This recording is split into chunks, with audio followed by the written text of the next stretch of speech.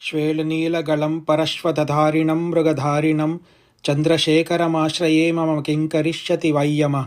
कुण्डलीकृतकुण्डलेश्वरकुण्डलं वृषवाहनं नारदादिमुनीश्वरस्तुतवैभवं भुवनेश्वरम् अन्धकान्तकमाश्रितामरपादपं शमनान्तकं चन्द्रशेखरमाश्रये मम किं करिष्यति वै यमः। भेषजं भवरोगिणामखिलापदामपहारिणं दक्षयज्ञविनाशनं त्रिगुणात्मकं त्रिविलोचनं भुक्तिमुक्तिफलप्रदं सकलाघसङ्घनिबर्हणं चन्द्रशेखरमाश्रये मम किं करिष्यति वै यमः। भक्तवत्सलमर्चितं निधिमक्षयं हरिदम्बरं सर्वभूतपतिं परात्परमप्रमेयमनुत्तमं सोमवारुणभूहुताशन सोमपानिखिलाकृतिं चन्द्रशेखरमाश्रये मम किं करिष्यति वै यमः।